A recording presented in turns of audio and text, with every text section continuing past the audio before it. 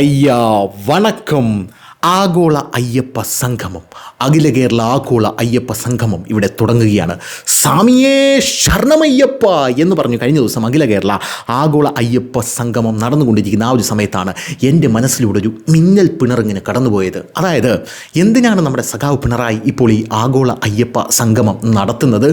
അദ്ദേഹത്തിൻ്റെ പാപങ്ങൾ മുഴുവൻ കഴുകിക്കളയാനാണോ? സോഷ്യൽ മീഡിയയിൽ അങ്ങനെ ഒരു പ്രചാരണമുണ്ട്. കാരണം പിണറായി വിജയനോട് ഏതോ ജോത്സ്യം പറഞ്ഞു, മോനെ കുട്ട നല്ല രീതിയിൽ പണി കിട്ടും, അതുകൊണ്ട് ഈ പാപങ്ങളൊക്കെ കഴുകിക്കളയാനായി അയ്യൻ്റെ സന്നിധിയിൽ ചെന്ന് നിന്നുകൊണ്ട് കല്ലും മുള്ളും കാലിക്ക് മെത്തേ എന്ന് പറഞ്ഞ് നിലവിളിച്ചോളാം പറഞ്ഞു എന്നാണ് സോഷ്യൽ മീഡിയയിലുള്ള ഒരു പൊതുവായിട്ടുള്ളൊരു സംസാരം എന്ന് പറയുന്നത്. നമുക്ക് വേണമെങ്കിൽ അതിനൊരു ട്രോളായിട്ട് എടുക്കാം. അല്ല, നമുക്ക് ട്രോളാൻ പാടില്ലേ, ജനാധിപത്യ രാജ്യമല്ലേ, ഇവിടെ കമ്മി ഭരണമാണെങ്കിലും നമുക്കും ഇതൊരു ഭരണഘടനയൊക്കെ ഉണ്ടല്ലോ. എന്തായിരുന്നാലും ആ ഒരു സാഹചര്യത്തിൽ പല പഴയ കാര്യങ്ങളും ഞാനിങ്ങനെ ഓർക്കുകയായിരുന്നു. അതായത് ഈ ശബരിമല എന്ന് പറയുന്ന പുണ്യ പരിപാവനമായിട്ടുള്ള പൂങ്കാവനത്തെ തകർക്കുക എന്നുള്ളത് എല്ലാ കാലത്തും CPM എന്ന് പറയുന്ന പാർട്ടിയുടെ ഏറ്റവും വലിയ ആവശ്യകതയായിരുന്നു. ഈ കമ്മ്യൂണിസ്റ്റ് പാർട്ടി ഒരു രാജ്യത്ത് വന്ന് അധികാരം സ്ഥാപിച്ചു കഴിഞ്ഞാൽ ആദ്യം ആ രാജ്യത്തുള്ള ജനങ്ങളുടെ സംസ്കാരം നശിപ്പിക്കുക എന്നുള്ളതാണ് ഈ പാർട്ടി ചെയ്യുന്നൊരു പ്രധാനപ്പെട്ട കാര്യം എന്ന് പറയുന്നത്. പല രാജ്യത്ത് പോയി അധികാരം സ്ഥാപിച്ചിട്ടുള്ള ഈ പാർട്ടി ആ രാജ്യത്തെ ജനങ്ങളുടെ സംസ്കാരത്തിൽ ആ രാജ്യങ്ങൾ അഭിമാനിക്കുന്നുണ്ടെങ്കിൽ ആ സംസ്കാരത്തെക്കുറിച്ച് പിന്നീട് ആ ജനങ്ങൾ ചിന്തിക്കുമ്പം അയ്യേ എന്ന് പറയുന്ന രീതിയിലേക്ക് അവരെ ഇങ്ങ് കൊണ്ടെത്തിക്കും. പക്ഷേ നിർഭാഗ്യവശാൽ കേരളത്തിൽ അവർക്കതിന് സാധിച്ചിട്ടില്ല എന്നുള്ളത് നമ്മൾ വ്യസന സമേതം പറയേണ്ട ഒരു വസ്തുതയാണ് സുഹൃത്തുക്കളെ, വസ്തുതയാണ്. മുഗളന്മാർക്കും ബ്രിട്ടീഷുകാർക്കും സാധിച്ചിട്ടില്ല. പിന്നെയാണ് CPM എന്ന് പറയുന്ന ഇനി അറബിക്കടലിൽ മാത്രം മത്സരിക്കാനുള്ള ഒരു പാർട്ടി എന്ന് പറയുന്നത്. അപ്പോൾ അങ്ങനെ ഈ ശബരിമലയെ തകർക്കാനായിട്ട് ഇവർ പല ശ്രമങ്ങളും നടത്തി നോക്കി. ഇവരുടെ പാർട്ടി ചാനലുകൾ ഉപയോഗിച്ച് ശബരിമലയിൽ മകരവിളക്ക് കത്തുന്നത് എങ്ങനെയാണ് എന്നതിനെക്കുറിച്ചൊരു വലിയ അന്വേഷണമൊക്കെ നടത്തി മകരവിളക്ക് കത്തുന്നതല്ല കത്തിക്കുന്നതാണ്, ഇനി ഇവർ കത്തിക്കേണ്ട, ഇനി ദേവസ്വം ബോർഡും KSEB അത് കത്തിച്ചോളും എന്നൊക്കെ പറഞ്ഞ് പല കാര്യങ്ങൾ ഇവർ അധികാരത്തിൽ വരുമ്പോൾ ശബരിമലയെക്കുറിച്ച് എപ്പോഴെങ്കിലും അധികാരത്തിൽ വരുമ്പോൾ ശബരിമല ഏതെങ്കിലും ഒരു തരത്തിൽ ഇവർ പല രീതിയിൽ അതിനെ തൊട്ട് വിശ്വാസികളുടെ വിശ്വാസത്തെ വ്രണപ്പെടുത്താനുള്ളൊരു ശ്രമം നടത്തിക്കൊണ്ടേയിരുന്നു. പക്ഷേ ഇത്തവണ കടുത്തു. പണ്ടൊക്കെ അയ്യപ്പൻ പോട്ട് പിന്നെ എന്നായിരുന്നു. പക്ഷേ ഇപ്പോൾ അങ്ങനെയല്ല, നിർഗന്ധലേക്ക് അടിച്ചിടും എന്നുള്ളതാണ് അയ്യപ്പൻ്റെ ഒരു സ്റ്റൈൽ എന്ന് പറയുന്നത്. ഇപ്പോൾ എന്തായിരുന്നാലും സമയമെടുത്തു എന്നതുകൊണ്ടാണോ എന്ന് എനിക്കറിയില്ല, നമ്മുടെ പിണറായി വിജയൻ അടക്കം പാർട്ടി ഇനി നശിച്ചു പോകാതിരിക്കാനായി ചെയ്ത തെറ്റുകളെല്ലാം ഏറ്റുപറഞ്ഞുകൊണ്ട് ശബരിമലയുടെ സന്നിധിയിൽ ഒരു AC മണ്ഡപം കെട്ടി അവിടെ സ്വാമിയേ ശരണമയ്യപ്പ, തത്വമസി, ചാന്തകോപനിഷത്ത്, ഭഗവത്ഗീത എന്നൊക്കെ പറഞ്ഞ് അലമുറയിടുന്ന കാഴ്ച കഴിഞ്ഞ ദിവസം നമ്മൾ കണ്ടായിരുന്നു. അപ്പോൾ നമ്മൾ ആലോചിക്കേണ്ട ഒരു കാര്യമെന്ന് പറയുന്നത്, ഇവരുടെ വാക്കും കേട്ട് ശബരിമല വലിഞ്ഞു കയറാൻ പോയി മുടിഞ്ഞ് കുത്തവാള എടുത്ത് കുത്ത വച്ച് വീട്ടിൽ കയറിയിരിക്കുന്ന ആ 3 തരുണി മണികളെക്കുറിച്ചാണ് നമുക്ക് ആലോചിക്കേണ്ടി വരുന്നത്. എന്തായാലും തൃപ്തി ദേശായി രക്ഷപ്പെട്ടു. തൃപ്തി ദേശായി അവിടെ മല കയറാൻ വന്നപ്പം അവിടെയുള്ള ഭക്തന്മാരെല്ലാം കൂടെ തടഞ്ഞത് കൊണ്ട് തന്നെ മല കയറാൻ പറ്റിയില്ല. അതുകൊണ്ട് അവരിപ്പം നൈസായിട്ട് നോർത്ത് ഇന്ത്യയിൽ ജീവിച്ചു പോകണം എന്നുള്ളതാണ്. പക്ഷേ മല കയറാൻ വന്ന വേറെ ചില ടീമുകളുണ്ട്. അതിൽ ഏറ്റവും ഫേമസ് ആയിട്ടുള്ളൊരു ടീമാണ് നമ്മുടെ റഹന ഫാത്തിമ പ്യാരിജൻ എന്ന് പറയുന്ന റഹന ഫാത്തിമ ചേച്ചി. റഹന ഫാത്തിമ ചേച്ചിക്ക് ആക്ടിവിസം മൂത്തിട്ട് ഇങ്ങനെ തോന്നി, അതായത് ശബരിമലയിൽ എനിക്കൊന്ന് കയറണം. ഇപ്പോൾ പോരാതിന് സുപ്രീം കോടതി വിധിയുണ്ടല്ലോ, നമ്മുടെ സർക്കാർ വിശ്വാസികളുടെ കൂടെ നിൽക്കേണ്ട ദേവസ്വം ബോർഡ് അടക്കം കയറ്റിക്കോ എന്ന് പറഞ്ഞ് സുപ്രീം കോടതിയിൽ നിന്നൊരു വിധി ആർജിച്ചു കൊണ്ടുവന്നു. ഈ വിധിയുടെ ബലത്തിൽ രഹന ഫാത്തിമ ചേച്ചി മാലയിട്ട് കറുപ്പൊക്കെ കൊടുത്ത് തലയിൽ ഇരുമുടിക്കെട്ടൊക്കെ വെച്ച് ശബരിമലയിലേക്ക് ഇങ്ങനെ വലിഞ്ഞ് കയറാൻ പോവുകയാണ്. കേരള പോലീസ് നിസ്സഹായരാണ്. കേരള പോലീസിനൊന്നും ചെയ്യാൻ സാധിക്കില്ല. കാരണം സുപ്രീം കോടതിയുടെ വിധിയുണ്ട്. യഥാർത്ഥത്തിൽ ആ വിധി നടപ്പിലാക്കാനായിട്ട് ശബരിമലയുടെ താഴെ സ്ത്രീകൾക്ക് പ്രവേശനമില്ല എന്ന് പറയുന്ന ബോർഡ് അങ്ങെടുത്ത് മാറ്റിവെച്ചാൽ മാത്രം മതി. പക്ഷെ അങ്ങനെയല്ല, ഞങ്ങൾ വിശ്വാസികളാണ്, ഞങ്ങളിവിടെ കയറിയിരിക്കും എന്ന് പറഞ്ഞ് നമ്മുടെ റഹന ഫാത്തിമ ചേച്ചി അവിടേക്ക് വരികയാണ്. നമ്മുടെ പോലീസായിട്ടുള്ള ശ്രീജിത്താണ്, അദ്ദേഹത്തിൻ്റെ പോസ്റ്റ് ഞാൻ മറന്നു, ഈ IG ആണെന്നാണ് ഞാൻ മനസ്സിലാക്കുന്നത്. എന്തായാലും ആ പോലീസായിട്ടുള്ള ശ്രീജിത്താണ് ഇവരെ കൊണ്ടുവരുന്നത്. ഭക്തരവരെ തടഞ്ഞു. ഭക്തരവരെ തടയുക മാത്രമല്ല ചെയ്തത്, ഭക്തർ ഇവർക്ക് നേരെ വലിയ രീതിയിലുള്ള ശരണം വിളികളും നാമജപ ഘോഷയാത്രകളുമായി അവിടെ ഇങ്ങനെ ശബ്ദമുഖരിതമായി. ഇതോടുകൂടി പോലീസ് വലിയ രീതിയിൽ പ്രതിരോധത്തിലായി. നടപ്പന്തൽ വരെ ഇവരെത്തി. നടപ്പന്തൽ വരെ എത്തിയെങ്കിലും പിന്നീട് അങ്ങോട്ടേക്ക് പോകാനായിട്ട് സാധിച്ചില്ല. വളരെ കൂളായിട്ട് ഇങ്ങനെ വിശ്വാസികളുടെ നെഞ്ചത്ത് ചവിട്ടി നിൽക്കുന്ന റഹന ഫാത്തിമയാണ് നമുക്ക് കാണാനായിട്ട് സാധിച്ചത്. ആ സമയത്ത് കേരളത്തിലെ പിണറായി വിജയൻ സർക്കാർ അവിടെയുള്ള വിശ്വാസികളെ മുഴുവൻ തല്ലിച്ചതയ്ക്കുക, വിശ്വാസികൾക്ക് വിരിവയ്ക്കാൻ സൗകര്യമുണ്ടാക്കാതിരിക്കുക, അവർ വിരിച്ചു കിടക്കുന്ന സ്ഥലത്ത് വെള്ളം കോരി ഒഴിക്കുക, അങ്ങനെ പല കാര്യങ്ങളും നടത്തിയിട്ടുണ്ടായിരുന്നു. പോരാത്തതിന് വിശ്വാസികൾ അങ്ങോട്ടേക്ക് വരാത്ത രീതിയിൽ ശബരിമലയെ വല്ലാത്ത രീതിയിൽ താറടിക്കുന്നുണ്ടായിരുന്നു. മനീതി സംഘം പിണറായി വിജയൻ ഇമെയിൽ അയച്ചിട്ട് ഞങ്ങൾ വരട്ടെ സഖാ രാജാവേ എന്നൊക്കെ ചോദിച്ച കഥ വേറെയുണ്ട്. അവരൊന്നും പിന്നീട് ഇങ്ങോട്ട് വന്നിട്ടുമില്ല എന്നുള്ളത് വേറൊരു കാര്യം. എന്തായാലും രഹ്ന ഫാത്തിമ അങ്ങനെ അവിടെ വന്നു. അവിടെ വന്നിട്ട് കയറാൻ പറ്റാതെ തിരിച്ചുപോയി. ചേച്ചിക്ക് പിന്നെ എന്താണ് സംഭവിച്ചത്? 18ാമത്തെ പടി, ആ പടി ചവിട്ടാൻ വന്ന 18 മലകൾക്ക് നടുവിൽ ഒരു മലയിൽ സ്വസ്ഥമായി യോഗമുദ്രയിൽ ധ്യാന നിമഗ്നനായിരിക്കുന്ന ശബരിമല അയ്യപ്പനെ കാണാനായിട്ട് വന്ന റഹന ഫാത്തിമ ചേച്ചിക്ക് പറ്റിയത് 18 മാസം മാനമര്യാദയ്ക്ക് ഒരു ജോലി BSNL ഉണ്ടായിരുന്നു. 18 മാസം ചേച്ചിയെ സസ്പെൻഡ് ചെയ്തു. അത് കഴിഞ്ഞ് നിങ്ങൾ വിചാരിക്കും ചേച്ചിയെ തിരിച്ചെടുത്തു എന്ന്. അല്ല, ചേച്ചി ഡിസ്മിസ് ചെയ്തു. ചേച്ചി എടുത്ത് പറഞ്ഞു ഇനി വീട്ടിൽ പോക്കോ, വീട്ടിൽ പോയി ഇരുന്ന് അന്തസ്സായിട്ട് ബീഫ് ഉലർത്തിക്കുമോ എന്ന് പറഞ്ഞു. ചേച്ചി അതുവരെ ഞാനിങ്ങനെയാണ് ബീഫ് ഉലർത്തുന്നത്, ചാള മലത്തുന്നത് ഇങ്ങനെയാണ് എന്നൊക്കെ പറഞ്ഞ് യൂട്യൂബ് ചാനലിൽ വീഡിയോ ഇട്ട് ചേച്ചി ഇങ്ങനെ ജീവിക്കുകയായിരുന്നു. അവസാനം ചേച്ചിയുടെ ഒരു പങ്കാളിയുണ്ട്, ഇവരൊന്നും വിവാഹം കഴിച്ചിട്ടില്ല.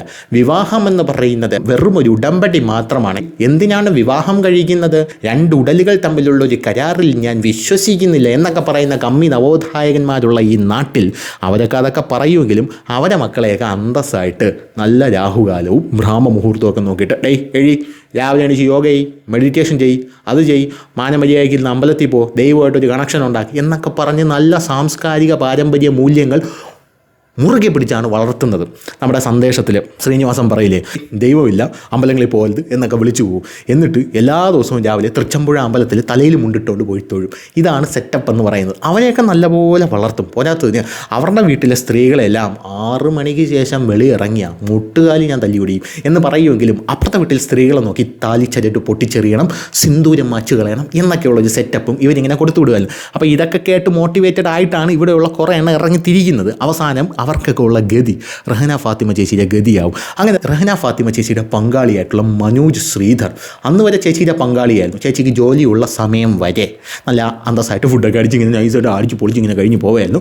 ചേച്ചിക്ക് ജോലി നഷ്ടപ്പെട്ടപ്പോൾ ചേച്ചിയുടെ ബീഫ് ഒലത്താനുള്ള യൂട്യൂബ് ചാനലും അടിച്ചുകൊണ്ടേവ അങ്ങ് പോയി. അതോടുകൂടി ചേച്ചിയുടെ വരുമാനം നിലച്ചു. ചേച്ചിയുടെ വരുമാനം നിലച്ചു കഴിഞ്ഞ ശേഷം എന്ത് ചെയ്യണമെന്നറിയാതെ ചേച്ചി ഇങ്ങനെ മിഴിച്ചിരിക്കുകയാണ്. ശിവനെ ഇതേത് ജില്ല എന്നാണ് ചേച്ചി ആ സമയത്ത് വിചാരിച്ചുകൊണ്ടിരുന്നത്. അതിനുശേഷം പിന്നെ എന്ത് സംഭവിച്ചു എന്ന് പറഞ്ഞു കഴിഞ്ഞാൽ ചേച്ചി ഒരു വാടക വീട് പോലും ആരും കൊടുക്കാതെ ഇങ്ങനെ അലഞ്ഞ് തിരിഞ്ഞ് നടക്കുകയായിരുന്നു. എനിക്കൊരു വാടക വീട് കിട്ടുന്നില്ലേ, ഈ വാടക വീട് എന്ന് പറഞ്ഞുകൊണ്ട് ചേച്ചി ഫേസ്ബുക്കിൽ പോസ്റ്റൊക്കെ ഇട്ടത്. ആ സമയത്ത് വലിയ വാർത്തയും സോഷ്യൽ മീഡിയ വലുതായിട്ട് ആഘോഷിച്ച ഒരു സമയമൊക്കെ ആയിരുന്നു അത്. അങ്ങനെ ചേച്ചി ഒന്നുമില്ലാതെ നിൽക്കുന്നൊരു സമയമായിരുന്നു ആ സമയം. അതിനുശേഷം പിന്നീട് ചേച്ചി സോഷ്യൽ മീഡിയയിൽ ഇറങ്ങി. കഴിഞ്ഞ ദിവസം ചേച്ചിയുടെ ഒരു ടവൽ ഡാൻസ്, ആ ടവൽ ഡാൻസാണ് ഇപ്പോൾ സോഷ്യൽ മീഡിയ മുഴുവൻ ചർച്ച ചെയ്തുകൊണ്ടിരിക്കുന്നത്. ഈ ആഗോള അയ്യപ്പ സംഗമത്തിൻ്റെ പശ്ചാത്തലത്തിൽ ചേച്ചിയുടെ ഇപ്പോഴത്തെ പ്രധാനപ്പെട്ട പണി എന്ന് പറഞ്ഞു കഴിഞ്ഞാൽ, അതായത് ചേച്ചി ഇൻസ്റ്റാഗ്രാം അക്കൗണ്ടുകളുണ്ട്, ഇൻസ്റ്റാഗ്രാം ചാനലുണ്ട്. ഈ സോഷ്യൽ മീഡിയ വഴി ചേച്ചി ഇങ്ങനെ ജീവിച്ചു പോവുകയാണ്. ചേച്ചി ഇങ്ങനെ വസ്ത്രങ്ങളൊക്കെ ഇട്ട് വന്ന് നിങ്ങൾക്ക് ഞാൻ ഏത് വസ്ത്രമിട്ട് കാണാനാണ് ആഗ്രഹം എന്നൊക്കെ ചേച്ചി പറയും. അതിനുശേഷം ചേച്ചി പറയും ആ കളറിലുള്ള വസ്ത്രം ഞാൻ ഇട്ടുകൊണ്ടുവരാം, പ്രത്യേകിച്ച് ബിക്കിനി അത് ഞാൻ ഇട്ടുകൊണ്ടുവരാം എന്നൊക്കെ ചേച്ചി പറഞ്ഞ് ചേച്ചി ഇങ്ങനെ പോകണം. അതിൻ്റെ ഇടയിലാണ് ചേച്ചിയുടെ കഴിഞ്ഞ ദിവസത്തെ ഒരു ടവൽ ഡാൻസ് അത് ഫേമസ് ആയത്.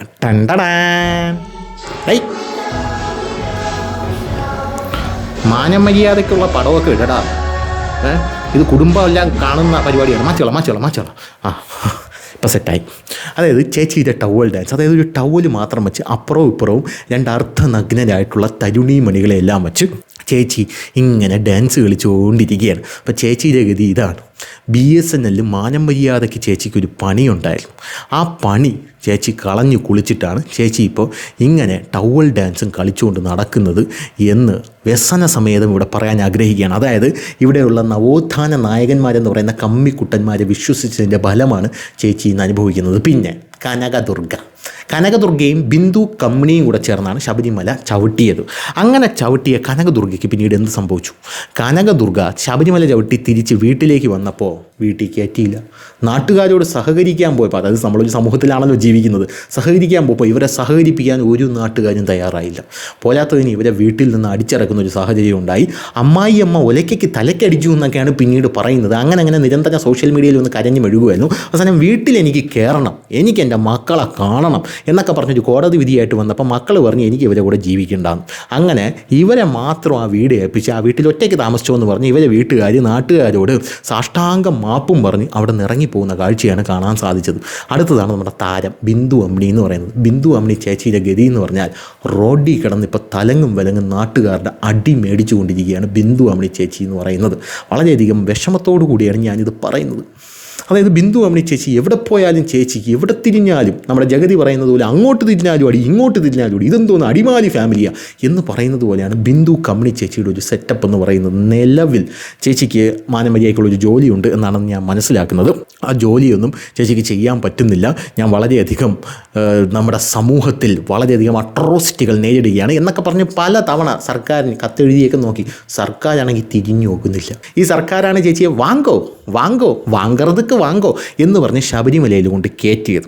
അതിനുശേഷം ഈ സർക്കാർ ചേച്ചിയെ തിരിഞ്ഞു നോക്കുന്നില്ല. പോരാത്തതിന് ചേച്ചി അന്നൊക്കെ നിരന്തരം സോഷ്യൽ മീഡിയയിൽ പോസ്റ്റ് ഇടുകയായിരുന്നു. ഞാനൊരു ദളിതയായതുകൊണ്ടാണ് എന്നെ ഇങ്ങനെ ആക്രമിക്കുന്നത്, ഞാനൊരു ദളിതയായതുകൊണ്ടാണ് എന്നെ അങ്ങനെ ആക്രമിക്കുന്നത്.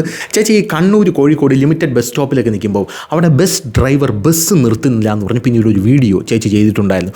ബസ് നിർത്തുന്നില്ല, പോരാത്തതിന് ബസ് സ്ലോ ചെയ്യും, ഞാനാണെന്ന് കാണുമ്പോൾ ബസ് പൊത്തിട്ടുകൊണ്ട് എടുത്തുകൊണ്ട് പോകും. ഇതൊക്കെ എന്താണ് ഇത് നടക്കുന്നത്? ഒരു ദിവസം ബസ്സിനകത്ത് ഞാൻ ചാടി കയറിയപ്പം ബസ് ഡ്രൈവർ നാട്ടുകാരൊക്കെ കൂടെ ബസ്സിൽ നിന്ന് ഇറങ്ങിയിട്ട് പറയണം ഇനി ഇനി ട്രിപ്പില്ല, എല്ലാവരും ഇവിടെ ഇറങ്ങിക്കോ. നാട്ടുകാരോട് ചോദിച്ചപ്പോൾ നാട്ടുകാരും പറഞ്ഞു ഞങ്ങൾക്ക് ട്രിപ്പ് വേണ്ട, ഞങ്ങൾ ഇവിടെ ഇറങ്ങിക്കോളാം എന്നാണ് നാട്ടുകാരും പറഞ്ഞത്. എന്താണ് ഈ സമൂഹത്തിൽ നടക്കുന്നത് എന്നൊക്കെ പറഞ്ഞ് പരിതപിക്കുന്ന കാഴ്ച നമ്മൾ കണ്ടതാണ്. പിന്നീട് വേറെ ഏതോ ബസ്സിലൊരു ഡ്രൈവറുമായിട്ട് ബസ്സിലെ ഡ്രൈവർ എന്നെ അശ്ലീല ചുവയോടുകൂടി നോക്കി എന്നൊക്കെ പറഞ്ഞ് വലിയ രീതിയിലുള്ള പരാതികളൊക്കെ ആയിട്ട് ഇവർ പോയിട്ടുണ്ടായിരുന്നു. അതിനുശേഷം അതിലൊന്നും ഒരു അപ്ഡേഷനും ഇല്ല. പോലീസും കേസ് എടുക്കുന്നില്ല, സർക്കാരും തിരിഞ്ഞു നോക്കുന്നില്ല, കോടതിയാണെങ്കിൽ മൈൻഡ് ചെയ്യുന്നില്ല. ഇതാണ് നിലവിലത്തെ അവസ്ഥ എന്ന് പറയുന്നത്. അപ്പോൾ ഈ 3 പേർക്കുമുള്ളൊരു സാമ്യത എന്ന് പറയുന്നത് ഈ 18 മലകൾക്ക് നടുവിൽ ഒരു ഘോര വനത്തിൽ കഠിനമായിട്ടുള്ള തപസ്സനുഷ്ഠിക്കുന്ന അയ്യപ്പൻ. ഈ അയ്യപ്പൻ എന്ന് പറയുന്ന ധർമ്മശാസ്താവ്, യോഗമുദ്രയിലിരിക്കുന്ന ബ്രഹ്മചര്യ വ്രതത്തിലിരിക്കുന്ന ധർമ്മശാസ്താവ്, ആ വിഗ്രഹത്തിൻ്റെ മാത്രം പ്രത്യേകതയാണെന്നാണ് ഞാൻ മനസ്സിലാക്കുന്നത്. ആ ധർമ്മശാസ്താവ് അവിടെ ഇരിക്കുന്നതിൻ്റെ പ്രധാനപ്പെട്ട കാര്യം എന്ന് പറയുന്നത് ആരും എന്നെ കാണാൻ വരണ്ട. ഞാൻ ഇരിക്കുന്നത് ഇവിടെ MG റോഡിൻ്റെ സൈഡിലൊന്നുമല്ല, അല്ലെങ്കിൽ ജനങ്ങൾ കൂടി പാർക്കുന്ന സ്ഥലത്ത് ഇരുന്നിട്ട് എന്നെ ഇങ്ങോട്ട് വരണ്ടെന്നൊന്നുമില്ല ആരും പറയുന്നത്. നിങ്ങൾക്കൊന്നും ഒരു ശല്യം ഉണ്ടാക്കാത്തൊരു സ്ഥലത്താണ് ഞാൻ പോയിരിക്കുന്നത്. അവിടെ സ്വസ്ഥത തരൂലെന്ന് പറഞ്ഞാൽ എന്താണ് ഈ നടക്കുന്നത് എന്നായിരിക്കും പുള്ളിക്കാരൻ അവിടെ വിചാരിച്ചുകൊണ്ടിരിക്കുന്നത്. ആ പുള്ളിക്കാരനെ കാണാനായിട്ട് ചെന്ന ഈ 3 പേരും പിന്നീട് ആ പുള്ളിക്കാരനെ പോലെ സമൂഹമായിട്ടൊന്നും യാതൊരുവിധ ടച്ചും ഇല്ലാതെ, സമൂഹം അടുപ്പിക്കാതെ പിന്നീട് ഇവർക്ക് ജീവിച്ചു പോകേണ്ട ഒരു ഗതികേടിലാണ് പിന്നെ ഇവർ വന്നത്. ഇതാണ് കോയിൻസിഡൻസ് എന്ന് പറയുന്നത്. 10 കോടി ദക്ഷിണേന്ത്യയിൽ 10 കോടി അയ്യപ്പൻ്റെ ഫാൻസ് ഉണ്ടെന്നാണ് പറയുന്നത്. ആ ഫാൻസ് ഉള്ള, അതായത് നമ്മുടെ മൊത്തം നോർത്ത് ഇന്ത്യ എടുത്ത് നോക്കിക്കഴിഞ്ഞാൽ ഇതിലും കൂടുതലാണ് ഫാൻസ് ഉള്ളത് അയ്യപ്പനും. അപ്പോൾ ആ ഫാൻസിൻ്റെ നെഞ്ചത്ത് ചവിട്ടി അവിടുത്തെ വിശ്വാസം വ്രണപ്പെടുത്തിയാണ് ഇവർ അങ്ങോട്ടേക്ക് കയറിയത് എന്നുള്ളത് വേറൊരു കാര്യം. പിന്നെ ഈ ശബരിമലയിൽ സ്ത്രീകൾ കയറണോ വേണ്ടയോ എന്നുള്ളതൊക്കെ ഡിബേറ്റബിളാണ്. നമ്മുടെ ഈ ഇന്ത്യൻ ഭരണഘടനയാണല്ലോ ചേച്ചിയൊക്കെ പൊക്കി പിടിക്കുന്നത്, ബിന്ദു കമ്മിണി ചേച്ചിയൊക്കെ.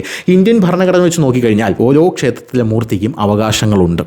ശബരിമല അയ്യപ്പനും നമ്മുടെ തിരുവനന്തപുരത്തെ ശ്രീ പത്മനാഭസ്വാമി എന്നൊക്കെ പറയുന്നത് ഈ ഭരണഘടനയിൽ മൈനറാണ്. അവർക്കുള്ള അവകാശങ്ങൾ അവർ പറയും, അതനുസരിച്ച് ചെയ്തു കൊടുക്കണം. അപ്പോൾ നിങ്ങൾ ചോദിക്കുക അവരെങ്ങനെ പറയുമെന്ന്. അതാണ് ദേവപ്രശ്നം. അപ്പോൾ ദേവപ്രശ്നത്തിൽ അവർ പറയുന്നതൊക്കെ സത്യമാണോ എന്ന് ചോദിച്ചു കഴിഞ്ഞാൽ അങ്ങനെ ചോദിക്കാനുള്ള അവകാശം നിങ്ങൾക്കില്ല. അതിനിവിടെ വിശ്വാസികളുണ്ട്, വിശ്വാസമുണ്ട്. അതുകൊണ്ടാണ് ഈ വിശ്വാസികളെ എന്ന് പറയുന്നത്. അവരെന്തോ ചെയ്തുകൊണ്ട് പോട്ടെ, അതിനൊക്കെ നിനക്കൊക്കെ എന്താടേ എന്നാണ് നാട്ടുകാർ മൊത്തം ചോദിച്ചുകൊണ്ടിരിക്കുന്നത്. നിങ്ങൾ എത്തിയിസ്റ്റല്ലേ, നീ നിനക്കിഷ്ടമുള്ളപോലെ ജീവിക്കുക, അവരവർക്കിഷ്ടമുള്ളപോലെ ജീവിക്കട്ടെ, മനസ്സിൽ കുറച്ച് നന്മ ഉണ്ടായാൽ മാത്രം മതി, അല്ലാതെ അങ്ങോട്ടും ഇങ്ങോട്ടും കിടന്ന് കടിപിടി കൊള്ളേണ്ട ആവശ്യമൊന്നുമില്ല എന്ന് നമ്മുടെ സൗബിൻ ഷാഹിർ മ്യാവൂ എന്ന് പറഞ്ഞൊരു പടത്തിൽ പറയുന്നൊരു ഡയലോഗാണ് എനിക്കിപ്പോൾ ഓർമ്മ വരുന്നത്. അല്ലെങ്കിൽ അവരുടെ വിശ്വാസത്തെ ഞാൻ തകർത്ത് തരിപ്പണമാക്കും, അത് തകർക്കാതെ എനിക്കൊരു സ്വസ്ഥതയില്ല എന്നൊക്കെ പറഞ്ഞ് അതിനെ മാന്താനൊക്കെ പോയി കഴിഞ്ഞാൽ ഇങ്ങനത്തെ ഗതികളൊക്കെ വരും എന്ന് മാത്രമേ പറയാനുള്ളൂ. പിന്നെ ആ സമയത്ത് പാർട്ടി സെക്രട്ടറി ആയിട്ട് ഇരുന്നതും അവിടെയുള്ള അയ്യപ്പന്മാരെ തല്ലിച്ചതക്കാനായിട്ട് കൂട്ടുനിന്ന ഒരാളുണ്ട്. അയാളുടെ പേരാണ് കോടിയേരി ബാലകൃഷ്ണൻ. കോടിയേരി ബാലകൃഷ്ണൻ പിന്നീട് പാർട്ടി സെക്രട്ടറി സ്ഥാനത്ത് നിന്ന് ഇറങ്ങുകയും അദ്ദേഹത്തിന് അർബുദം ബാധിക്കുകയും അദ്ദേഹം അങ്ങനെ മരണപ്പെടുകയും ചെയ്ത കാഴ്ച നമ്മൾ കണ്ടതാണ്.